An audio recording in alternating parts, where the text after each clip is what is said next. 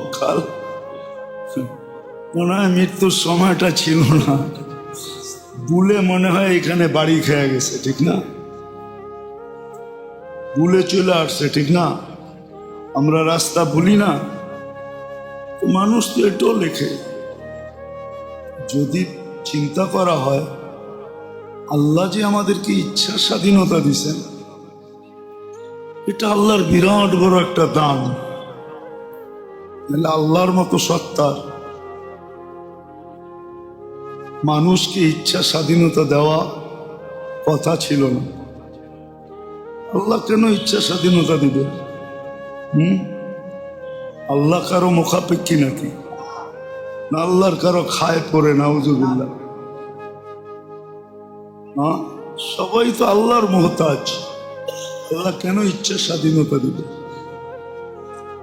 ইচ্ছা স্বাধীনতা এই জন্যই দিছেন না, আমরা আসলে সত্য এটাই, পরীক্ষার হলে আমরা আসি এখন, ফলাফল তো কবরে প্রকাশ পাবে। কিয়ামতের মাঠ হলো ফলাফল প্রকাশ পাওয়ার জায়গা। পরীক্ষার হল কিন্তু এটাই, দুনিয়াটাই পরীক্ষার হল। ফলাফল তো কবরে প্রকাশ পাবে। কান নিচে জান্নাতের বিছনা লাগবে, কান নিচে দোজখের বিছনা লাগবে, কিন্তু ফলাফল কে ঘুমাবে আর কে কিয়ামত পর্যন্ত অস্থিরতার ভিতরে কাটাবে, এ তো ফলাফল। একদল ঘুমায়া যাবে, নাম কানৌমতিল আরুস, নতুন দুলার মতো ঘুমায়া যাবে। হাজারো লক্ষ বৎসর কেটে যাবে, ওর কাছে মনে হবে মাত্র শুইলাম আর উঠলাম, এতটুকুই মনে হবে। হাদিস এটাই বোঝায়।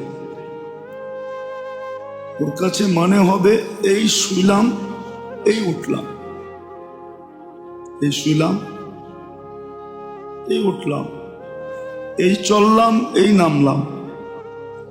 কিছু মানুষ আছে বাসে উঠলেই ঘুমায়া যায়, ও কিন্তু বলতে পারে না কয় ঘন্টা কাটলো, কোন দিক দিয়া কাটলো। ওকে যখন আইসা সজাগ করে তো এটাই ভাবে, আরে মাত্র না উঠলাম, চিটাং নেমে গেলাম, সিলেট নেমে গেলাম। সত্য এটাই। আর আরেকজনে অস্থিরতার ভিতরে কাটাবে,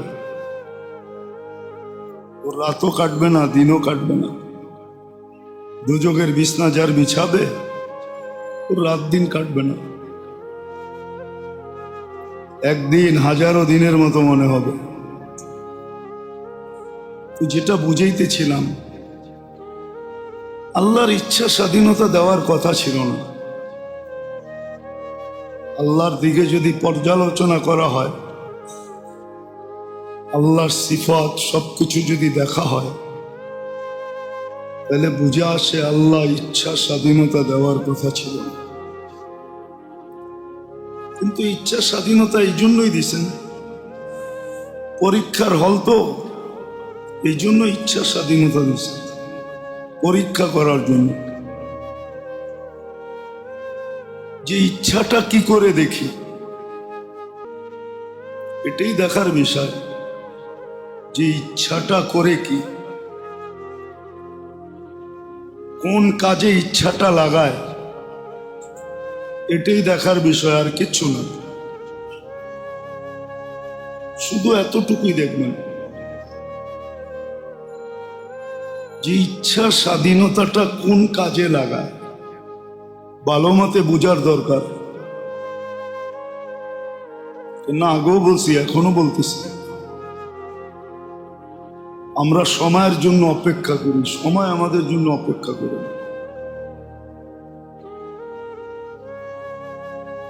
জীবন মানুষের বটে, বইলেও বেড়ায় আমার জীবন, কিন্তু আমাদের কারো কন্ট্রোলে না, কারো নিয়ন্ত্রণে না। আমার জীবন আমার নিয়ন্ত্রণে না, এটা যিনি দিচ্ছেন ওনারই নিয়ন্ত্রণে। ভালো মতে বোঝা দরকার, তাইলে হয়তো কিছু কাজে লাগাইতে পারবো। আর নাইলে সত্য তো এটাই,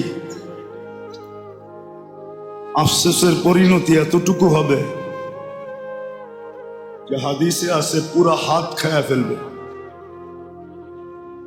কামড়াইতে কামড়াইতে পুরা হাত খায়া ফেলবে। কিন্তু ওনার খবরও হবে না যে পুরা হাত চাবায় ফেলছে। আফসোসের পরিণতি এতটুকু হবে।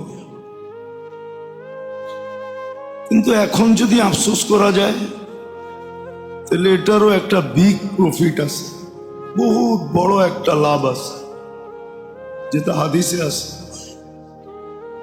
এখনকার আফসোস যদি আফসোস আফসোস হয়, অনুশোচনা অনুশোচনা হয়, লজ্জিত হওয়াটা আসলেই লজ্জিত হওয়া হয়, তাহলে এখন বড় মূল্যায়ন হবে। একটু আল্লাহর ওয়াদা আছে, বড় মূল্যায়ন হবে। না, আল্লাহ এটা বোঝে। হ্যাঁ, আমাদের ভিতরে অনুভূতি শক্তি কম থাকতে পারে, আর আছে, এটাই সত্য।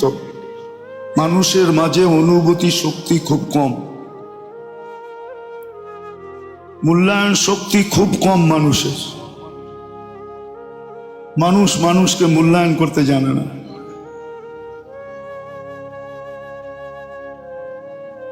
নিজেরটা, ওই বাংলায় প্রবাদ বাক্য আছে না, ওই নিজেরটা 16 আনা বোঝে, অন্যেরটা 1 আনাও বোঝে না।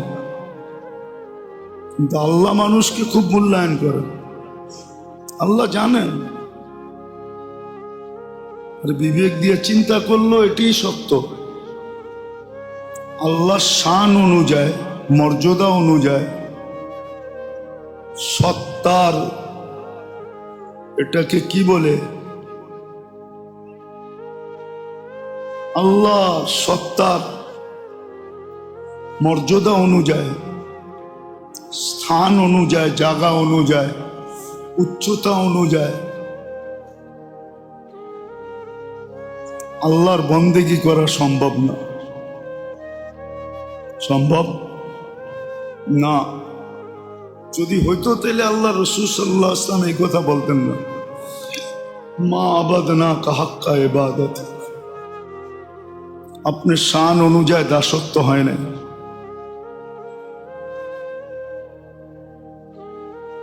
অথচ ওনার সবকিছু আল্লাহর কাছে করার পরে গ্রহণযোগ্যতা পান নাই, আগে পাইছে পরে করছেন। মনে হয় বুঝাইতে পারিনি। আল্লাহর রসুলের সবকিছু আল্লাহর কাছে আগেই গ্রহণযোগ্য, করছেন পরে, করার আগেই গ্রহণযোগ্যতার ঘোষণা দিয়া দিছেন। বন্ধু, আপনার সব কিছু গ্রহণযোগ্য, তাহলে আমাদেরকে কেন বলবেন লাকাদ কানা লাকুম ফি রাসূলিল্লাহি উসওয়াতুন হাসানাহ, নবীজি তোমাদের জন্য আদর্শ। বুঝা গেল সবকিছু আগে গ্রহণযোগ্যতা পাওয়া গেছে,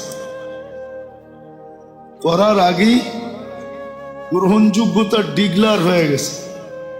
তারপরও উনি বলতেছে যে আপনার শান অনুযায়ী হয় নাই। আমরা কোত্থেকে করব? বিদায় আল্লাহর দেখার বিষয় হলো, আল্লাহর দেখার বিষয় হলো যে ইচ্ছা স্বাধীনতাটা কি করে, এটাই দেখার বিষয়। ইচ্ছা স্বাধীনতাটা কি করে। আবার আরেকটা বিষয়, আসলে মেরে দোস্ত, আমাদের কাছে তো ভাবার সুযোগ নাই, আমরা চিন্তা খুব কম করি। যেটা করণীয় ছিল ওটা করি না, যেটা করণীয় ছিল না ওটা সারাদিন করি। আপনি দুপুরে কি খাবেন এটা আপনার ভাবার যতটুক বিষয় না, আল্লাহর দায়িত্ব এটা আপনার চেয়েও অনেক গুণ বেশি। আল্লাহ জন্ম লগ্নে বইলা দিছেন, ওয়াল্লাযী খালাকাকুম সুম্মা রাযাকাকুম, অস্তিত্ব আমি দিছি, লালন পালনের দায়িত্ব আমার। এটা আল্লাহর দায়িত্ব। আর সত্য এটাই, কিন্তু আল্লাহ কিন্তু সময় মতো সবকিছু গুছায় দেয়, না দেয় না? দেয় না? অনেকে স্বীকার করে না। বেশিরভাগ মানুষ স্বীকার করে আমি গুছায়া নেই। বেশিরভাগ মানুষ মনে করে কি আমি গুছায়া নেই, কিন্তু আপনি গুছায়া নেন না, আল্লাহ গুছায়া দেয়।